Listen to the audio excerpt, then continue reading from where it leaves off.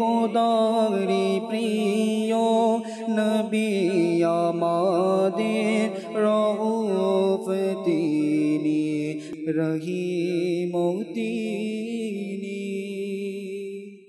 আলহামদুলিল্লাহি রাব্বিল আলামিন ওয়া সালাতু ওয়া সালামু আলা সাইয়্যিদিল মুরসালিন আম্মা বা'দ ফাআউযু বিল্লাহি মিনাশ শাইতানির রাজীম বিসমিল্লাহির রহমানির রহিম আসসালাতু ওয়া সালামু আলাইকা ইয়া রাসূলুল্লাহ ওয়া আলা আলিকা ওয়া সাহবিকা ইয়া হাবিবাল্লাহ আসসালাতু ওয়া সালামু আলাইকা ইয়া নবিয়াল্লাহ ওয়া আলা আলিকা ওয়া সাহবিকা ইয়া নূরাল্লাহ। মাদানী চ্যানেলের দর্শক শ্রোতা, সপ্তাহ ঘুরে আবার একবার প্রিয় নবী সাল্লাল্লাহু আলাইহি ওয়াসাল্লামের অনন্য স্বভাব অনুষ্ঠানের পক্ষ থেকে আপনাদেরকে সকলকে আবার জানাই স্বাগতম। দর্শক, আমরা এই প্রোগ্রামে নবী পাক সাল্লাল্লাহু তাআলা আলাইহি ওয়াসাল্লামের এক একটি স্বভাব মোবারক শোনার আমাদের সৌভাগ্য হচ্ছে। আজকেও একটি বরকতময় স্বভাব সম্পর্কে আমরা শুনব, আর তা হচ্ছে নবী পাক সাল্লাল্লাহু তাআলা আলাইহি ওয়াসাল্লামের প্রতিবেশীর সাথে প্রিয় নবী সাল্লাল্লাহু তাআলা আলাইহি ওয়াসাল্লামের আচার আচরণ কেমন ছিল। অর্থাৎ আমাদের আজকের আলোচ্য বিষয় হচ্ছে প্রতিবেশী। আমরা জানব নবী পাক সাল্লাল্লাহু তাআলা আলাইহি ওয়াসাল্লামের সাহাবাদের জীবনী থেকে, আমরা জানব আউলিয়া ইকরামের জীবনী থেকে, আল্লাহর প্রিয় বান্দা যাদেরকে আমরা আউলিয়া বলে থাকি অর্থাৎ আল্লাহর ওলি বলে থাকি, তারাও তাদের প্রতিবেশীর সাথে কেমন আচরণ করতেন, আমাদের করণীয় কি, প্রতিবেশী কাহাকে বলে, প্রতিবেশী বলতে আমরা কি বুঝি, তাদের হক কি। দর্শক, ইনশাআল্লাহ শুনব। মুবাল্লিগে দাওয়াত ইসলামী আমাদের সাথে রয়েছেন, আমরা তাদের থেকে আলোচনা শুনব। শুরুতে আসুন আমরা জেনে নেব নবী পাক সাল্লাল্লাহু তাআলা আলাইহি ওয়াসাল্লামের প্রতি দুরূদ শরীফ পাঠ করার ফজিলত বারাকাত। আল্লাহর প্রিয় নবী, নবীদের নবী, আমাদের প্রিয় নবী সাল্লাল্লাহু তাআলা আলাইহি ওয়াসাল্লামের প্রতি দুরূদ শরীফ পাঠ করার বেশুমার ফজিলত বারাকাত। নবী পাক সাল্লাল্লাহু তাআলা আলাইহি ওয়াসাল্লাম ইরশাদ ফরমান, যে ব্যক্তি শবে জুমা, পবিত্র জুমার দিন ৮০ বার দুরূদ শরীফ পাঠ করবে, আল্লাহ তাবারক ওয়া তাআলা তার ৮০ বছরের গুনাহ মাফ করে দিবেন। সুবহানাল্লাহ। দুরূদ শরীফ পাঠ করা একদিকে ফজিলত, অন্যদিকে জুমার দিনের বিশেষ ফজিলত। যে ব্যক্তি জুমার দিন একটি নেক আমল করে, আল্লাহ তাবারক ওয়া তাআলা তাকে ওই আমলের প্রতিদান ৭০ গুণ বাড়িয়ে দেন। আর ওই দিন দুরূদ শরীফ পাঠ করা অনেক বড় সৌভাগ্যের বিষয়। আল্লাহ রাব্বুল আলামিন আমাদেরকে পবিত্র জুমার দিন বেশি পরিমাণে আমরা দুরূদ পাঠ করব। আর বিশেষ করে আমলের বীজ বপন করার মাস মাহে রজব, আলহামদুলিল্লাহ, আমাদের মাঝে যে মাসে সাহাবা একরাম, আউলিয়া একরাম, বুজুর্গানে দিন নেক আমল করতেন, ভালো ভালো আমল করতেন, তা আমরা ইনশাআল্লাহ এই মাসেই বেশি পরিমাণে আমরা দুরূদ শরীফ পাঠ করব। সাল্লু আলাল হাবিব সাল্লাল্লাহু আলা মুহাম্মদ সাল্লাল্লাহু আলাইহি ওয়াসাল্লাম সালাতাম ওয়া সালামান আলাইকা ইয়া রাসূলুল্লাহ। দর্শক, আমরা জেনে নিয়েছি যে আজকে আমাদের আলোচ্য বিষয় হচ্ছে প্রতিবেশী। আমরা মুবাল্লিগে দাওয়াত ইসলামী আমাদের সাথে রয়েছে, ইনশাআল্লাহ শুনব। আজকে আলোচ্য বিষয়ের সাথে মুমিন ইমানদারের সম্পর্ক রয়েছে। শুরুতে আপনাদেরকে জানিয়ে দেব নবী পাক সাল্লাল্লাহু তাআলা আলাইহি ওয়াসাল্লামের একটি প্রিয় হাদিস মোবারকা, যা কোরআনুল কারীমের পরে হাদিসের সবচেয়ে গ্রহণযোগ্য বিশুদ্ধ গ্রন্থ, যার নাম হচ্ছে সহিহ বুখারী। এর একটি হাদিস মোবারকা ইনশাআল্লাহ বলার চেষ্টা করব, তারপর ইনশাআল্লাহ ক্রমান্বয়ে আমরা মুবাল্লিগে দাওয়াত ইসলামী থেকে আলোচনা শুনব। দর্শক, আপনাদের কলকেও আমরা শামিল করব। যে হাদিসে মোবারকা আলোচনা করতে চাচ্ছি, হাদিস শরীফের মধ্যে এভাবে এসেছে, যা প্রতিবেশী সম্পর্কে আল্লাহর প্রিয় নবী রাসূল করিম সাল্লাল্লাহু তাআলা আলাইহি ওয়াসাল্লাম ইরশাদ ফরমান, আল্লাহ পাকের নামের শপথ, সে ঈমানদার নয়। এভাবে ৩ বার বললেন। এই কথাটি নবী পাক সাল্লাল্লাহু আলাইহি ওয়াসাল্লাম ৩ বার উচ্চারণ করলেন। অতঃপর হুজুর সাল্লাল্লাহু তাআলা আলাইহি ওয়াসাল্লামকে প্রশ্ন করা হলো, হে আল্লাহর হাবিব, কে সে তিনি সাল্লাল্লাহু তাআলা আলাইহি ওয়াসাল্লাম বললেন, যে ব্যক্তির অনিষ্ট থেকে তার প্রতিবেশী নিরাপদ না, সে ব্যক্তি ঈমানদার নয়। দর্শক, প্রতিবেশীকে আমরা কিভাবে তাদের হক আদায় করব, তাদেরকে আমাদের কষ্ট থেকে আমরা কিভাবে তাদেরকে বাঁচাবো, এবং প্রতিবেশী কষ্ট কিভাবে পায় তাও তো আমাদেরকে জানতে হবে, যে এই সকল আচরণে এক প্রতিবেশী অন্য প্রতিবেশী থেকে কষ্ট পেয়ে থাকে।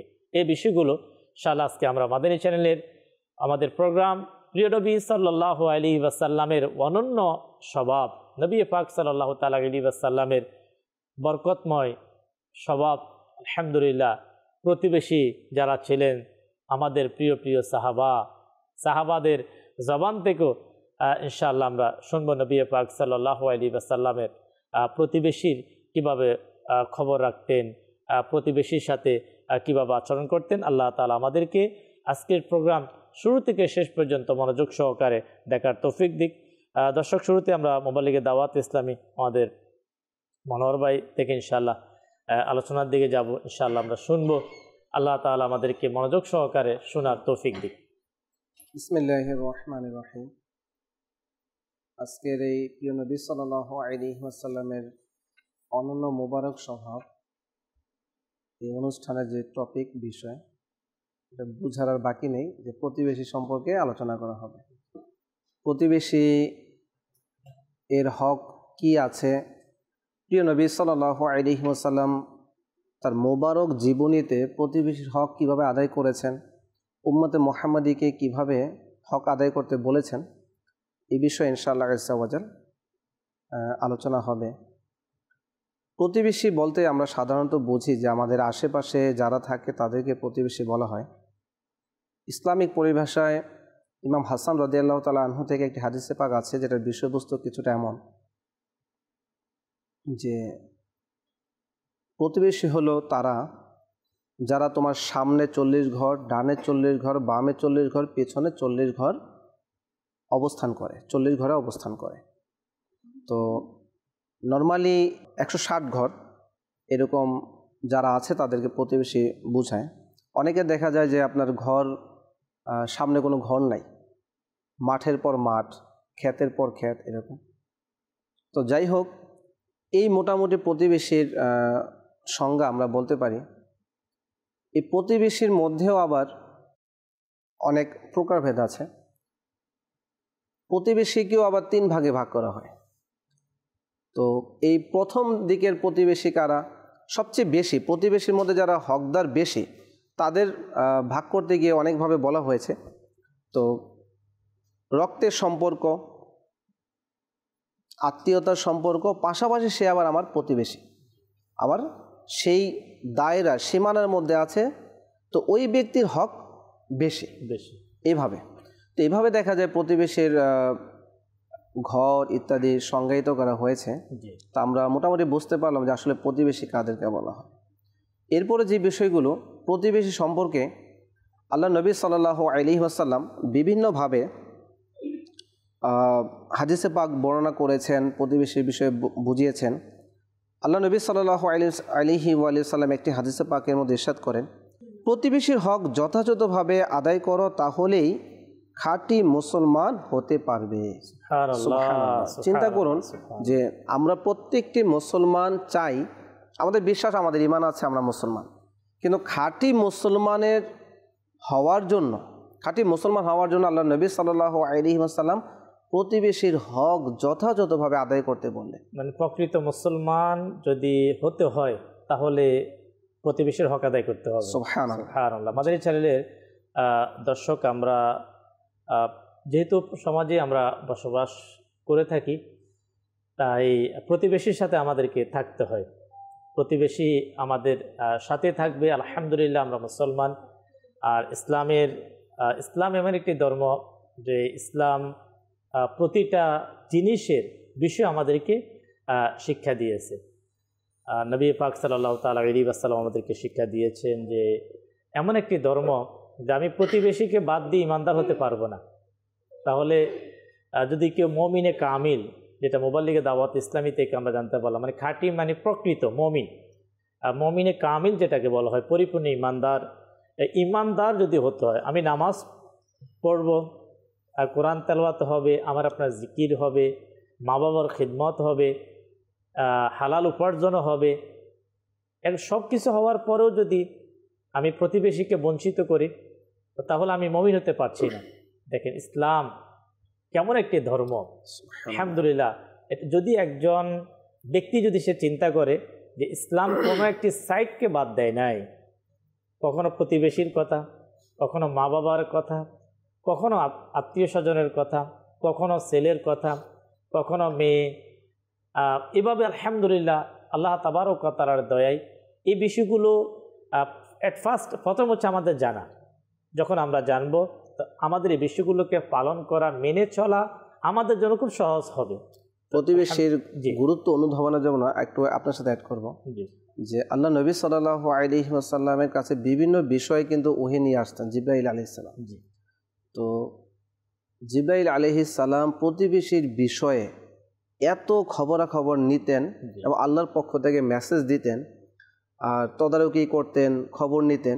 আল্লাহ নবী সাল্লাল্লাহু আলাইহি ওয়াসাল্লাম এরকম ধারণা করতে বাধ্য হয়েছিলেন যে না জানি প্রতিবেশীকে আমার ওয়ারিসের মধ্যে শামিল করে দেয়। আল্লাহ আল্লাহ আল্লাহ। তো এত প্রতিবেশীর বিষয়ে মানে কেমন যারা আল্লাহ পাকের পক্ষ থেকে সম্পর্ক, ওয়ারিস মাদানী চ্যানেলের দর্শক শ্রোতা, আমরা জানি যে একজন ব্যক্তির সম্পদের মালিক কারা হয়, যারা একেবারে সবচেয়ে নিকট, সবচেয়ে কাছের, যারা দূর সম্পর্ক, তাদেরকে কিন্তু ওয়ারিস দেওয়া হয় না। অনেক সময় যদিও কিছু ক্ষেত্রে প্রযোজ্য চলে আসে, কিন্তু একেবারে নিকট বোঝানো হচ্ছে। তো আমাদেরকে মাদানী চ্যানেলের দর্শক শ্রোতা, আমাদের এই বিষয়গুলো আজকে এমনও সমাজে আমাদের থাকতে পারে, এমনও কিছু ব্যক্তি থাকতে পারে হয়তো আল্লাহ তাআলার ভয় না থাকার কারণে, ধর্মীয় জ্ঞান না থাকার কারণে প্রতিবেশীর মধ্যে অনেক সময় কে মারা যাচ্ছে, আচ্ছা ইন্তেকালের পরে দাফনও হয়ে গেল, কিন্তু সে জানে না, আচ্ছা আচ্ছা অমুক মারা গিয়েছে, আচ্ছা অমুক অসুস্থ। এক প্রতিবেশী দীর্ঘদিন অসুস্থ থাকার পরেও সে সুস্থ হয়ে মেডিকেল থেকে ঘরে আসলো, আমি জানি না। তাহলে যে আমার দায়িত্ব, আমার কর্তব্য, এ ধরনের এই বিষয়গুলো যদি আমরা এক এক তাকাই, সেটা অসুস্থতা হতে পারে, সেটা দারিদ্রতা হতে পারে, সেটা বিয়ে শাদী হতে পারে, সেটা প্রতিবেশীর জানাজা হতে পারে, সেটা প্রতিবেশীর মধ্যে আবার মুসলিম প্রতিবেশী হোক, অমুসলিম প্রতিবেশী হোক, এই যে ওভারঅল একটি সমাজের মধ্যে বসবাস করতে গিয়ে আমাদের যে প্রতিবেশী যারা আমাদের সবচেয়ে কাছে, দেখবেন একজন লোক আমার রক্তের সম্পর্ক, আমি যার সবচেয়ে বেশি খবর রাখি, কিন্তু সে দূরে থাকে, অন্য শহরে থাকে, আমি এই মুহূর্তে বিপদে পড়লে সে আসতে পারবে না, সম্ভব না। কি মনে হবে? সম্ভব না। হয়তো সে সান্ত্বনা দিবে ফোনে, মোবাইলের মাধ্যমে সে হয়তো সান্ত্বনা দিবে, হয়তো পরে আসবে। এবং আমাদের বুজুর্গানি দিন, আমাদের আসলাফ যারা, তারাও এই ক্ষেত্রে কি দায়িত্ব পালন করতেন, এই বিষয়গুলো যখন আমরা জানবো, শিখবো, ইনশাআল্লাহ আল্লাহ তাআলা চাইতো প্রতিবেশীর প্রতি হকগুলো যথাযথভাবে আমরা পালন করতে পারবো। আমাদের কামরুজ্জামান ভাই ইনশাআল্লাহ সাথে রয়েছেন, আমরা শুনবো। তারপরে দর্শক যারা আপনারা আমাদেরকে কল করে যাচ্ছেন, আপনাদের কলগুলোকে ইনশাআল্লাহ আমরা শামিল করার চেষ্টা করব। জি। বিসমিল্লাহির রহমানির রহিম, আলহামদুলিল্লাহি রাব্বিল আলামিন, ওয়াসসালাতু ওয়াসসালামু আলা সাইয়্যিদিল মুরসালিন। প্রতিবেশী আসলে আমাদের সমাজে, আমাদের আশপাশ প্রতিবেশীর যে কল্যাণ, প্রতিবেশীর যে একটি মায়া মমতা, এটা ভোলার নয়। আপনি উদাহরণ দিয়েছেন যে আমার সবচেয়ে নিকট আত্মীয় যারা আছে তারা পরে আসে, কিন্তু সর্বপ্রথম আমার প্রতিবেশীরাই আমার কাছে এগিয়ে আসে। আর আমরা যদি আবার ফলো করি যে রাসূল করিম সাল্লাল্লাহু আলাইহি সাল্লাম প্রতিবেশীর সাথে কেমন আচরণ করতেন, তো কিতাবের মধ্যে বর্ণিত রয়েছে, উম্মে সালমা রাদিয়াল্লাহু তাআলা আনহা ইরশাদ করছেন যে প্রতিবেশীর একটি ছাগল আমার ঘরে চলে আসবে, তো ঘরে চলে আসার পর একটি রুটি মুখে নিয়ে চলে যাচ্ছে, তো উম্মে সালমা রাদিয়াল্লাহু তাআলা আনহা বলছেন যে আমি ওই ছাগলের বুক থেকে রুটিটা কেড়ে নিলাম। আর এই দৃশ্য দেখে নবী করিম সাল্লাল্লাহু তাআলা আলাইহি ওয়া সাল্লাম ইরশাদ করলেন, হে উম্মে সালমা, ছাগলকে কষ্ট দেওয়াটা তোমাকে নিরাপত্তা দেবে না, কেননা এটাও প্রতিবেশীকে কষ্ট দেওয়া থেকে কম নয়। আল্লাহ আল্লাহ আল্লাহ। একটু চিন্তা করি, একটি ছাগল তাও মানুষের খাবার রুটি নিয়ে যাচ্ছে, রুটিটা কেড়ে নেওয়া হয়েছে। রাসূল করিম সাল্লাল্লাহু আলাইহি ওয়াসাল্লাম ইরশাদ করছেন যে তার ছাগলকে কষ্ট দেওয়াটা প্রতিবেশীকে কষ্ট দেওয়া কম নয়, মানে প্রতিবেশী কষ্ট পাবে। আমার ছাগলটা সেখানে গেল, তো আমার ছাগলের কাছ থেকে রুটিটা নিয়ে নিল। রাসূল করিম সাল্লাল্লাহু আলাইহি ওয়াসাল্লাম এই চিন্তা চেতনা করলেন। আর আজ আমাদের সমাজ তো অনেক এমন হয়ে গিয়েছে যে পাশের বাড়ির মুরগি যদি চলে আসে তাহলে অবস্থা কিন্তু একেবারে অন্যরকম হয়ে যায়। হাঁস মুরগির ঝগড়া তো প্রতিনিয়ত হতে যাচ্ছে, প্রতিনিয়ত হচ্ছে গ্রাম সমাজের মধ্যে। তো চিন্তা করুন, ছাগল মানুষের খাবার নিয়ে যাচ্ছে, রাসূল করিম সাল্লাল্লাহু আলাইহি ওয়াসাল্লাম বারণ করলেন। আল্লাহ আল্লাহ, কেমন শিক্ষা, কেমন শিক্ষা! যে ওই যে ছাগলটা যা মুখে নিল অর্থাৎ খাবারের জন্য, সেটা কিন্তু তোমার প্রতিবেশীর। হ্যাঁ, দেখ এই যে একটা গুরুত্ব দেওয়া শিক্ষা, এর থেকে বড় দর্শক আর কি হতে পারে। যে যেমন নবী পাক সাল্লাল্লাহু তাআলা আলাইহি ওয়াসাল্লামের পরিবারের ঘটনা, উম্মে সালমা রাদিয়াল্লাহু তাআলা আনহাকে যে তালিম, যে তারবিয়ত, যে জিনিসটা, এটা আমাদের জন্য এমন কিয়ামত পর্যন্ত এটা মানব জাতির জন্য শিক্ষা ছিল। এমন একটা প্রশিক্ষণ নবী পাক সাল্লাল্লাহু তাআলা আলাইহি ওয়াসাল্লাম এর প্রতিবেশীর প্রতি যে মায়া, মহব্বত, ভালোবাসা। তো আসলে আল্লাহ তাবারক ওয়া তাআলা আমাদেরকে সত্যিকার অর্থে, আজকে দেখবেন প্রায় কিন্তু শোনা যায়, হয়তো সোশ্যাল মিডিয়ার যোগ হওয়ার কারণে মনোহর ভাই, জি, বর্তমানে কিন্তু দেখাও যায় আপনার মারামারি যে বিষয়গুলো।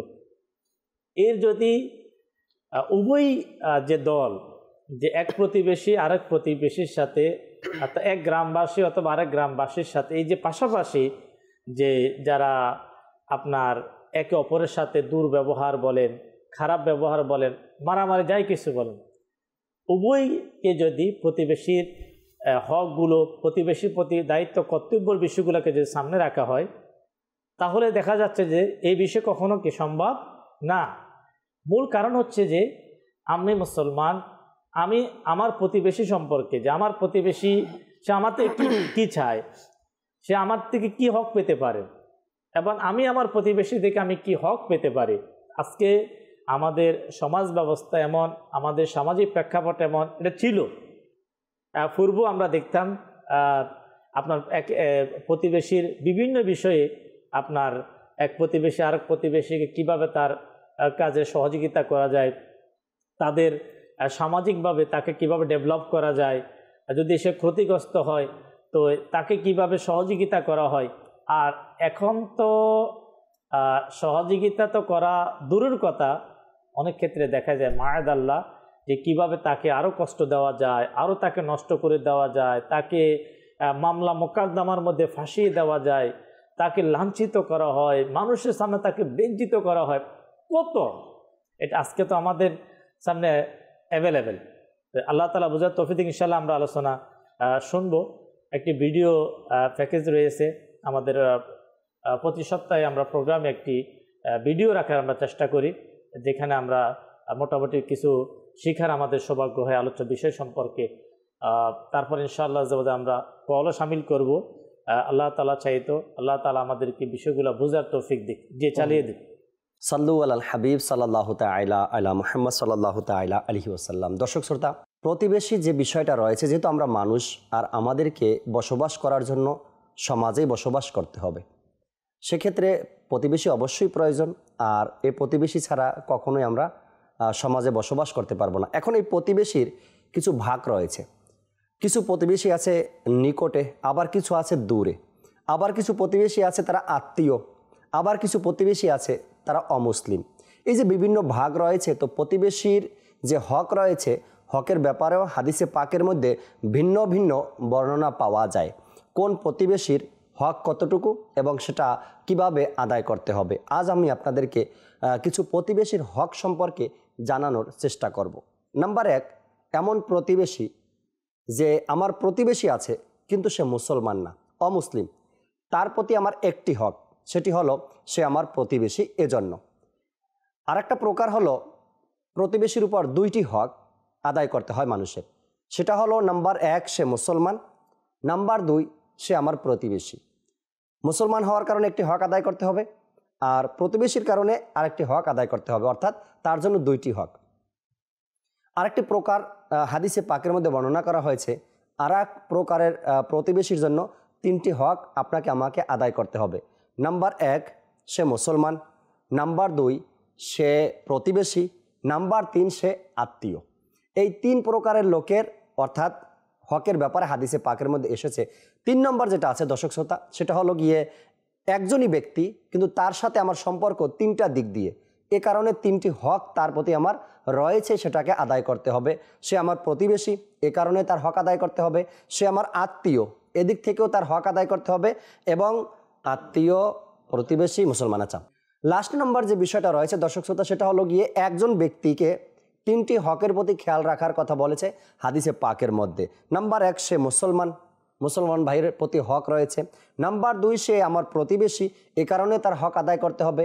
নাম্বার 3 সে একজন আত্মীয় আমার, আর এই আত্মীয়র কারণে তার হক আদায় করতে হবে।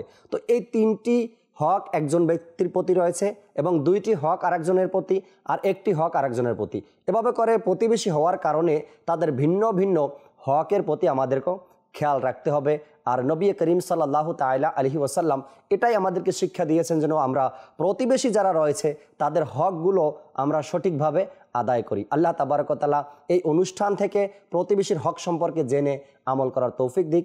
সাল্লু আলাল হাবিব সাল্লাল্লাহু তাআলা আলা মুহাম্মদ সাল্লাল্লাহু তাআলা আলাইহি ওয়াসাল্লাম। আলহামদুলিল্লাহ, আমরা প্রতিবেশীর হক সম্পর্কে খুবই কিছু গুরুত্বপূর্ণ আলোচনা আমরা শ্রবণ করলাম। ইনশাআল্লাহ শুনবো, কিছু কলের দিকে আমরা যাবো ইনশাআল্লাহ। তারপরে আমরা আমাদের কামরুজ্জামান ভাই থেকে ইনশাআল্লাহ আজ্জা ওয়াজাল প্রতিবেশী সম্পর্কে আমাদের করণীয় কর্তব্য যে আলোচনা শুনছি আমরা শুনবো। যে কল চালিয়ে দিই। আমি বগুড়া থেকে বলছিলাম, আমার নাম জাহিদুল। আপনাদের চ্যানেলটা খুবই ভালো লাগে, দেখতেছি এবং আমরা সব সময় এটাই দেখি। আমার মেয়ে আপনাদের চ্যানেল থেকে অনেক কিছু শিখছে। আপনারা আমাদের জন্য দোয়া করবেন, যেন আমাদের সোলপল যেন আরো কিছু শিখতে পারে। মাশাআল্লাহ, আলহামদুলিল্লাহ, আল্লাহ তাআলা কবুল করুক। জি, নেক্সট কল। আমি বাঘা রাজশাহী থেকে বলছিলাম, মোহাম্মদ মালিকুল ইসলাম। আমি আমার পরিবার সহ সবাইকে নিয়ে আপনাদের চ্যানেল দেখি, খুব ভালো লাগে। আমাদের জন্য দোয়া করবেন যাতে আপনাদের চ্যানেল ভালোভাবে দেখতে পারি। মাশাআল্লাহ, আল্লাহ তাআলা আপনার মনের সকল জায়েজ দোয়াকে কবুল করুন। জি, নেক্সট কল। আমি চট্টগ্রাম থেকে বলছি। আমি সবসময় মাদানী চ্যানেল দেখি, আলহামদুলিল্লাহ এখনো আমি দেখতেছি। রাসূলের সুন্নাহ নিয়ে যে আলোচনা, এটা মন শীতল হয়ে যায়, কলিজা ঠান্ডা হয়ে যায়। নিজের বিবেকও বলি, আদার্স কোনো কিছু দেখবে না, এগুলা দেখো, দেখা শিখো, জানো, তওবা ইস্তেগফার করো, জিকির করো, নামাজ কালমা পড়ো, পর্দা চলে। আমি তোদের দোয়া থেকে মাশাআল্লাহ, আল্লাহ তাআলা কবুল করুক।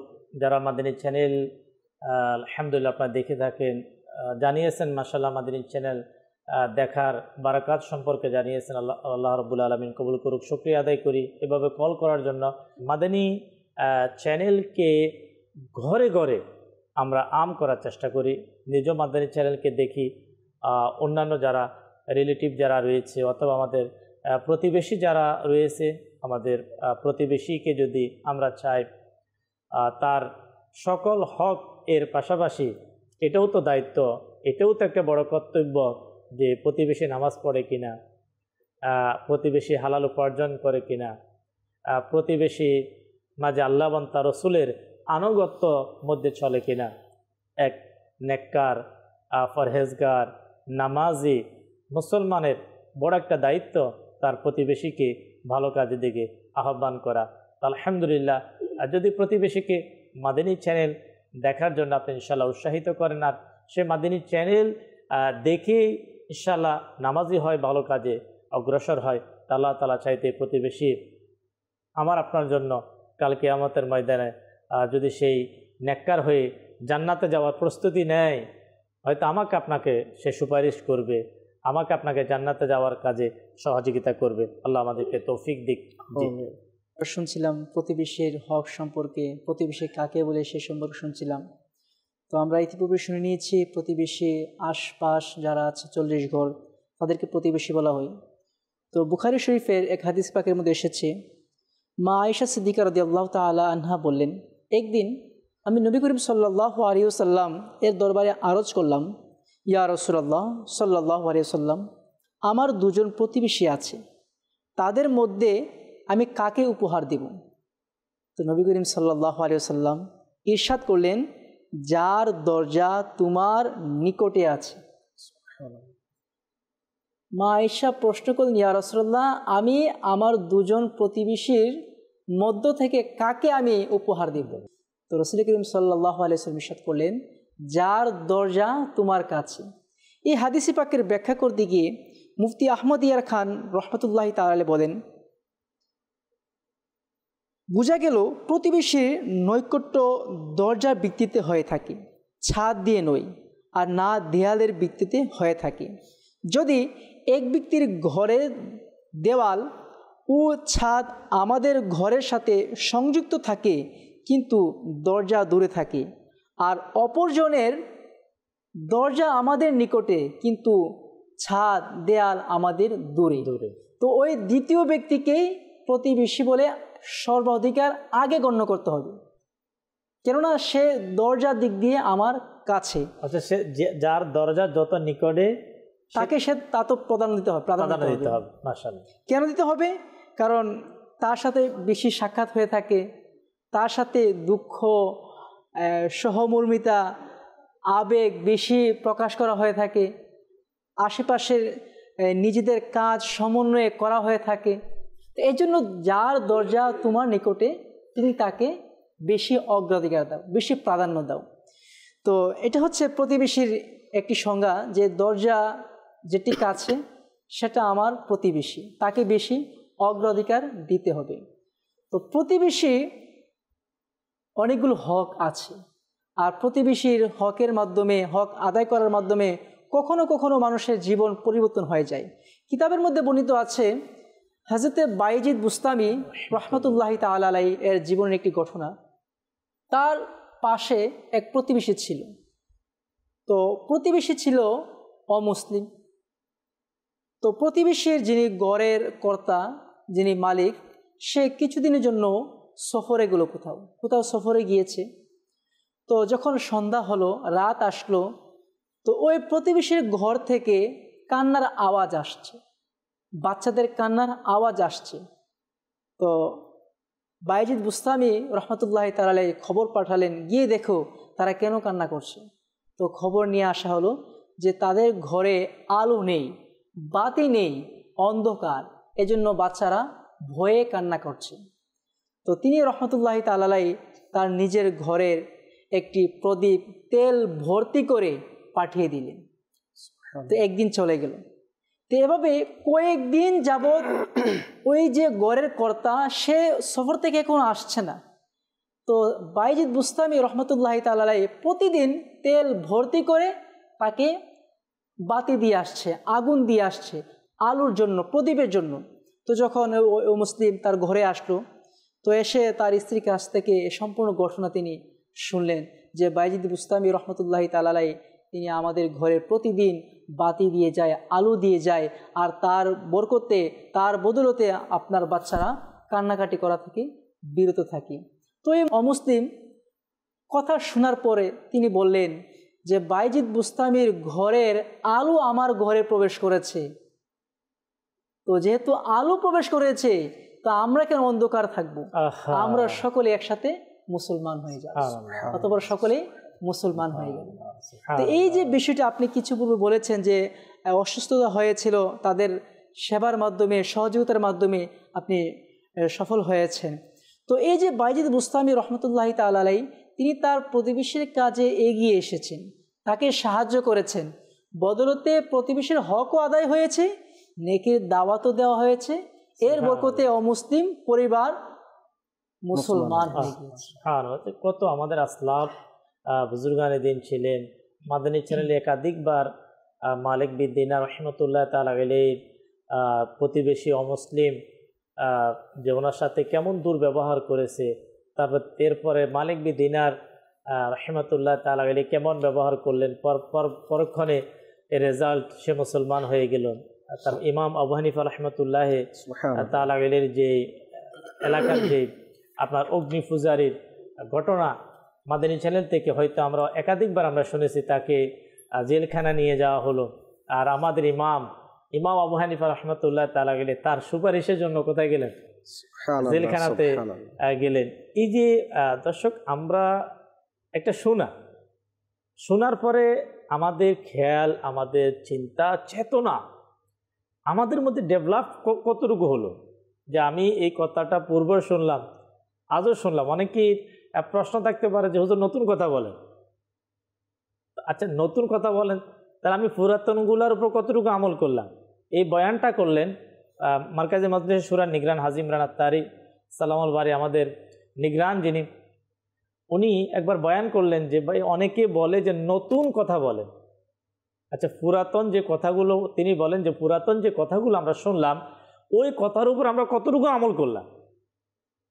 আর এই বিষয়গুলো আমরা পূর্ব থেকেও জানি যে প্রতিবেশীর প্রতি আমাদের দায়িত্ব, কর্তব্য, আমাদের বুজুর্গানের দিন কেমন ব্যবহার করেছেন। কিন্তু আমাদের যে ডেভেলপ, আমাদের যে উন্নতির যে বিষয়গুলো, নবী পাক সাল্লাল্লাহু তাআলা আলাইহি ওয়াসাল্লাম কেন বললেন যে তোমরা তোমাদের ডেস্কি অর্থাৎ যে রান্না করা হয় যে জোল বাড়িয়ে দেওয়ার জন্য বললেন, কি মনোহর ভাই? জি, যে জোল অর্থাৎ যখন আমরা রান্না করি পাতিলের মধ্যে, কেন বললেন এই কথাটা? মানে প্রতিবেশীকে খেয়াল করে তুমি কি করে দাও, একটু বাড়িয়ে দাও। আজকে আমরা কেন সফল হতে পারছি না? আল্লাহ তাআলা রহমত যে কাজের মধ্যে, সেই কাজ থেকে আমরা বঞ্চিত।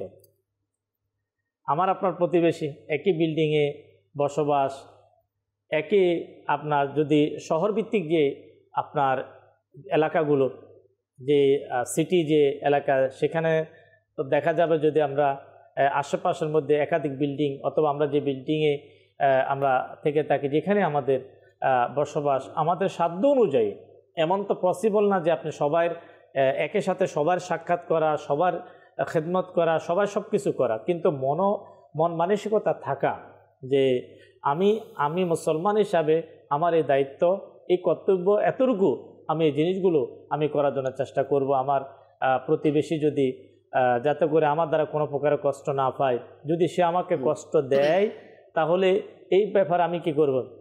আমি ধৈর্য ধারণ করব, আমি সবর করব। এমন যাতে না হয় আমাকে কেউ কষ্ট দিয়ে দিল।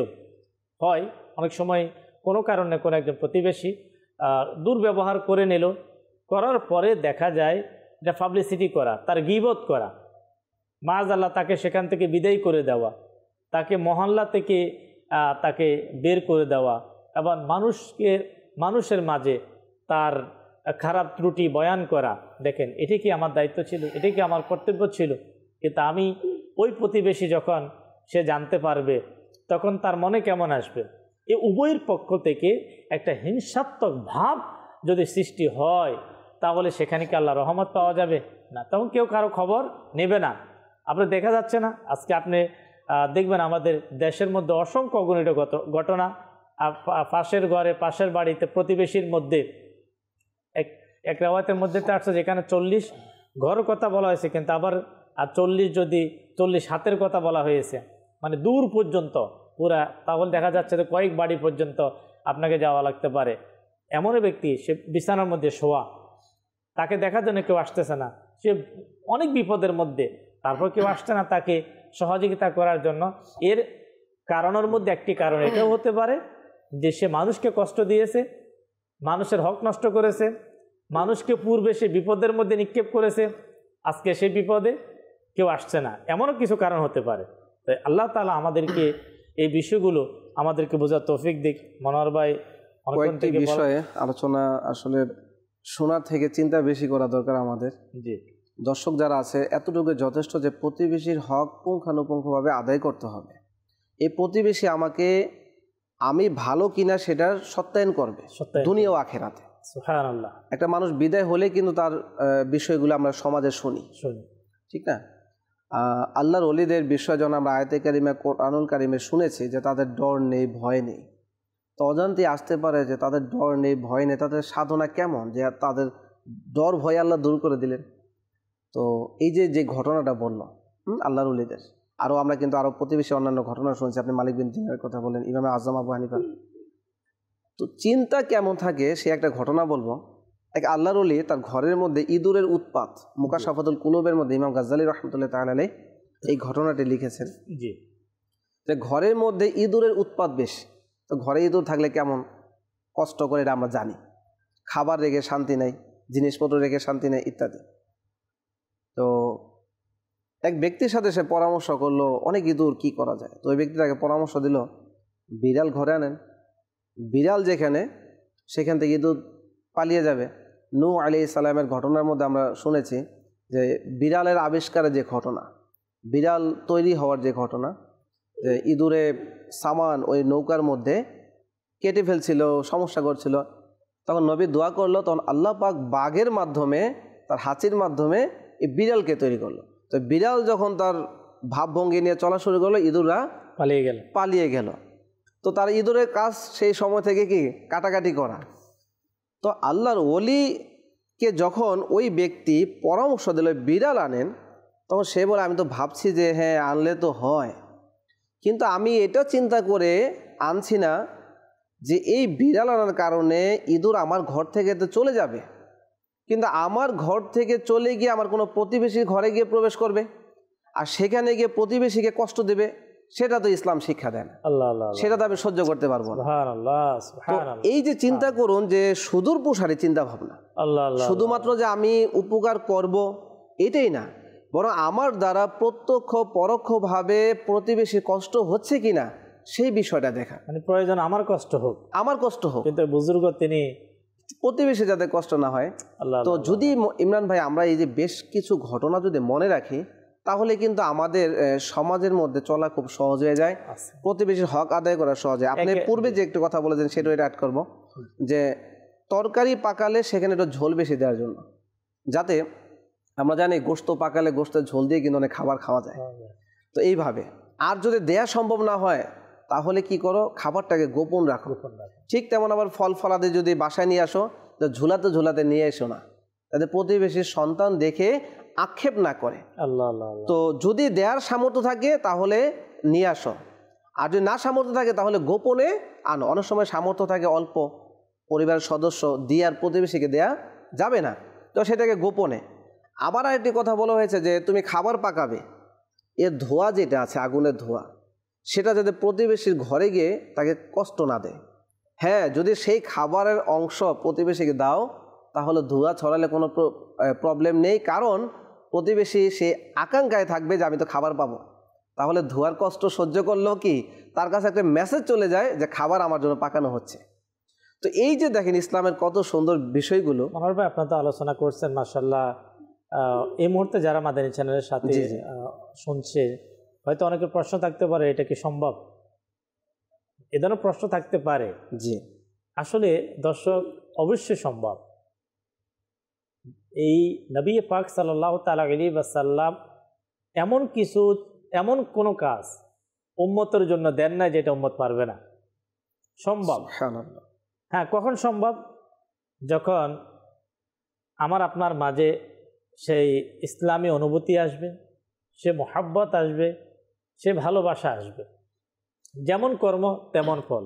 আপনি যদি এই সকল বিষয়গুলো, যেটা খুব সুন্দরভাবে মোবাইলে দাওয়াত ইসলামী আমাদের মনোহর মাদানী ভাই তিনি যে শেয়ার করলেন, জোলের কথা বলেন অথবা ফল ফ্রুট নিয়ে যাওয়ার বিষয় বলেন, আমি যদি এই বিষয়গুলো আমি অন্যের ব্যাপারে একটু খেয়াল করি, যে তাহলে আপনি খুব সহজে আপনি বুঝতে পারবেন যে অন্যের ব্যাপারে যদি অন্য মানুষ যদি এই কাজগুলো করে তাহলে আপনার কাছে কেমন অনুভূতি হবে। তো সেম যদি এই কাজগুলো যদি আমার দ্বারা হয় তাহলে আমার প্রতিবেশী তাদের মাঝে এ ধরনের কী হবে বুঝবে। মাদানী চ্যানেলের দর্শক শ্রোতা, আলহামদুলিল্লাহ, আল্লাহ তাবারক ওয়া তাআলার দয়া, এই চিন্তা, এই চেতনা সৃষ্টি করা উচিত আমাদের মাঝে। এ মনোভাব, এ ভালোবাসা থাকা উচিত। কিন্তু হয়তো আপনার পরিবেশের কারণে অথবা ওই ধরনের খারাপ পরিবেশের কারণে হোক, ইলমি দ্বীন না থাকার কারণে হোক, আমাদের মাঝে হচ্ছে না। আর এটা কত বড় গুরুত্বপূর্ণ আমরা আলোচনা থেকেই বুঝতে পারছি যে কত গুরুত্বপূর্ণ।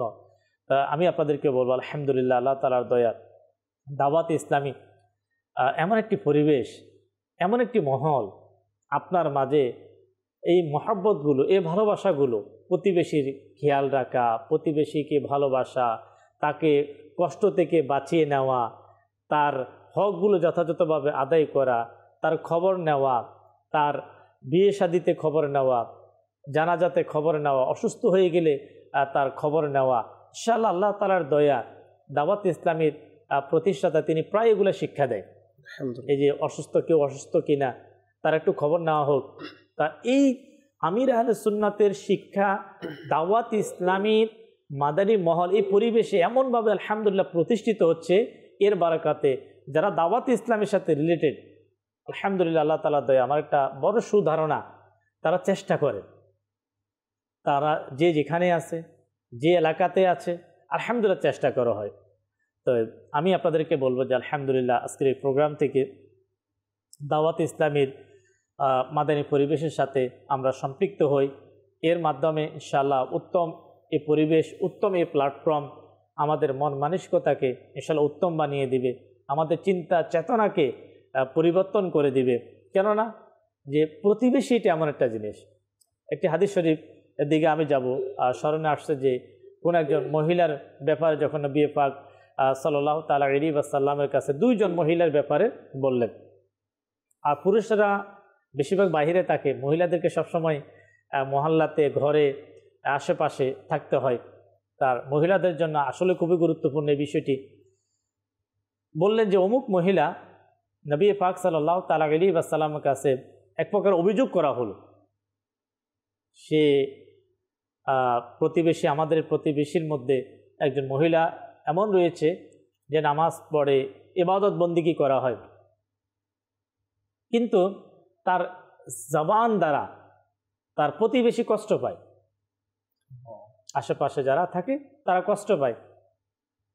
তো নবী পাক সাল্লাল্লাহু তাআলা আলাইহি ওয়াসাল্লাম বললেন ওই মহিলা জাহান্নামের মধ্যে আছে।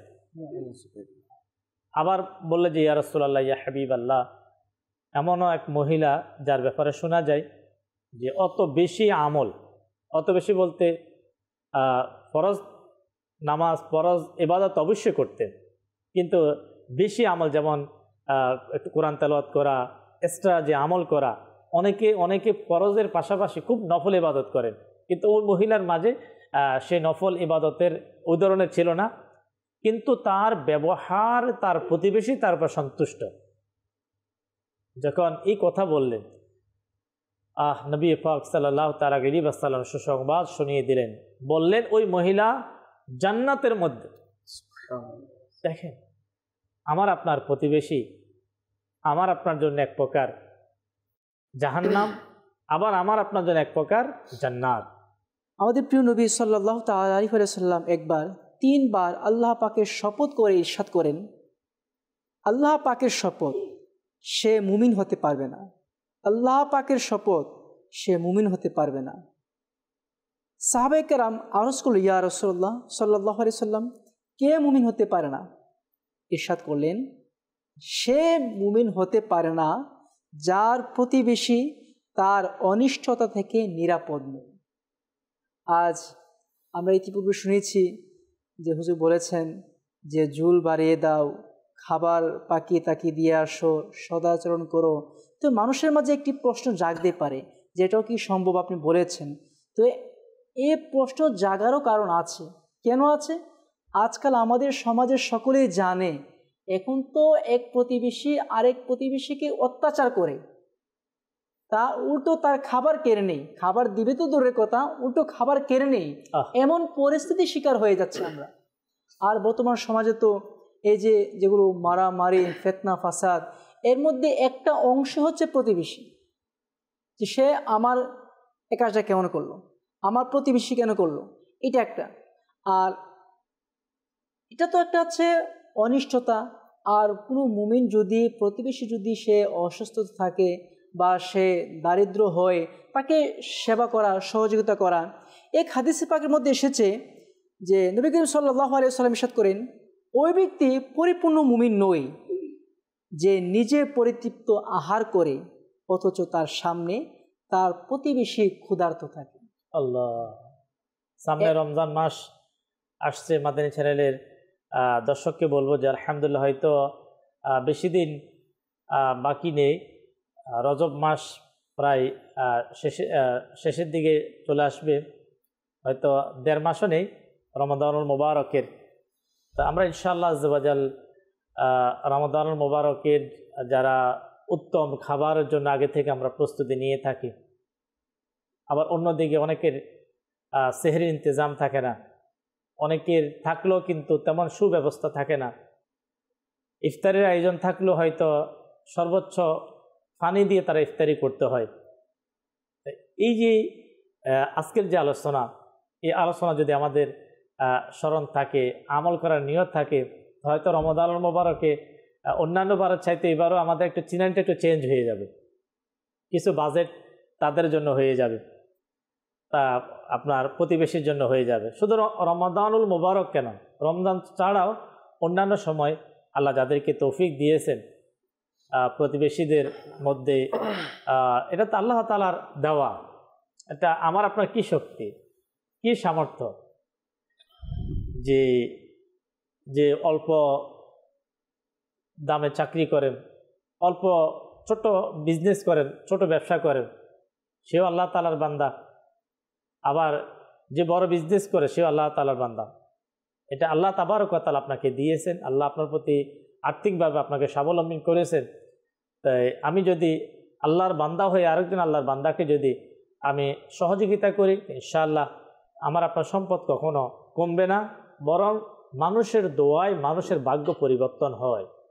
আর আল্লাহ বিশেষ করে 3 ব্যক্তির দোয়াকে কবুল করেন, হাদিসে পাকের মধ্যে রয়েছে। যেমন যারা মজলুম প্রকৃতির লোক থাকে, মজলুম বলা হয় যারা একেবারে দেখা যাচ্ছে যে অসহায়, এমন কিছু মানুষ যাদের উপর মানুষ যে কোনো সময় জুলুম করার চেষ্টা করে, ওই ধরনের অসহায় ব্যক্তি যদি আপনার দোয়া করে, খাবার খেয়ে দোয়া করে, ভালো পোশাক পরে দোয়া করে, আপনার সহযোগিতায় সে যদি লেখাপড়া করে মানুষ হয়, একদম প্রতিষ্ঠিত হয়, ভালো একটা পরিবেশে থাকতে পারে, ইনশাআল্লাহ দোয়া করবে।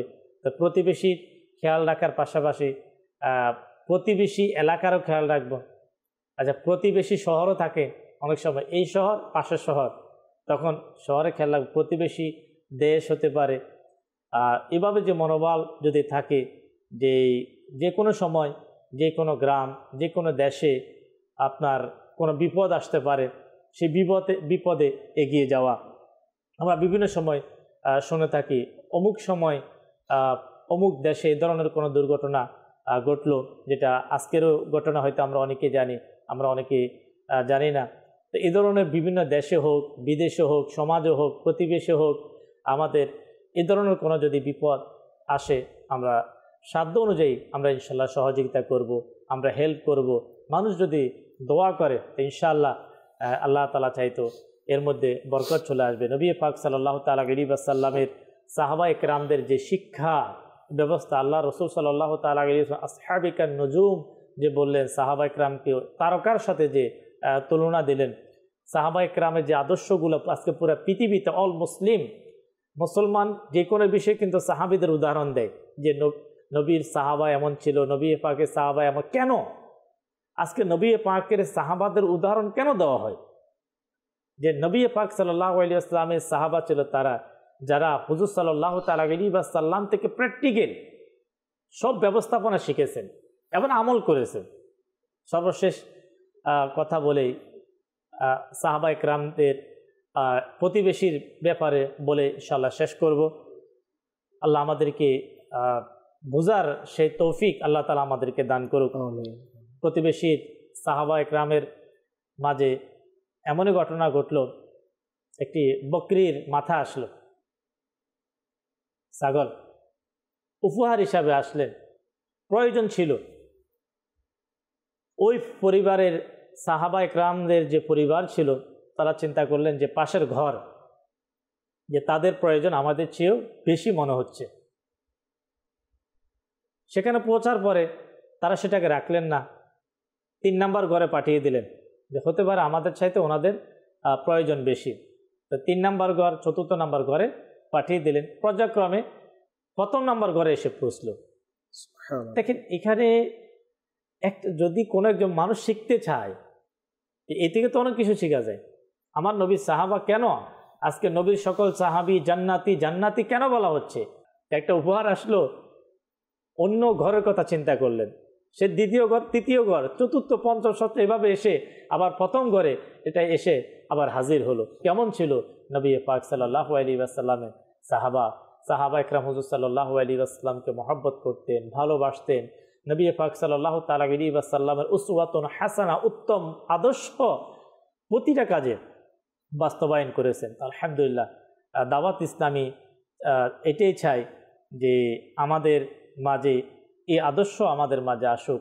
নবী পাক সাল্লাল্লাহু তাআলা আলাইহি ওয়াসাল্লামের অনন্য স্বভাব মোবারক, যেই আচার আচরণ প্রতিবেশীর সাথে, আত্মীয় স্বজনের সাথে চলার মাঝে, বলার মাঝে, লেনদেন করার ক্ষেত্রে আলহামদুলিল্লাহ এক এক সপ্তাহে এক একটি বিষয়ে আমরা চেষ্টা করছি যে আপনার হুজুর সাল্লাল্লাহু তাআলা আলাইহি ওয়াসাল্লামের মোবারক স্বভাব নিয়ে যাতে আলোচনা হয়, আমরা জানতে পারি, বুঝতে পারি, আমরা শিখতে পারি। তো আজকের আমরা নবী পাক সাল্লাল্লাহু তাআলা আলাইহি ওয়াসাল্লামের অনন্য স্বভাব এর মধ্যে প্রতিবেশীর সাথে আমাদের আচার আচরণ কেমন হবে, অনেকগুলো বিষয় আমাদের জানার, শোনার, শিকার সৌভাগ্য হলো। আল্লাহ রাব্বুল আলামিন আমাদেরকে স্মরণ রাখার পাশাপাশি আমি সহ আমরা যারাই আজকের প্রোগ্রামে শোনার সৌভাগ্য হলো, আল্লাহ আমাদের সকলকে আমল করার মতো তৌফিক দান করুক ইনশাআল্লাহ। আগামী সপ্তাহে ঠিক একই সময়ে আল্লাহ তাআলা চাইতো ইনশাআল্লাহ প্রিয় নবী সাল্লাল্লাহু তাআলা আলাইহি ওয়াসাল্লামের অনন্য স্বভাবের প্রোগ্রামে একটি বিষয় নিয়ে আমরা হাজির হব। মাদানী চ্যানেলের দর্শক শ্রোতা, ততক্ষণ পর্যন্ত মাদানী চ্যানেলের সঙ্গেই থাকুন। সাল্লু আলাল হাবিব সাল্লাল্লাহু তাআলা আলা মুহাম্মদ সাল্লাল্লাহু আলাইহি ওয়াসাল্লাম। খোদারি প্রিয় নবী আমাদের রউফ তিনি, রহিম তিনি।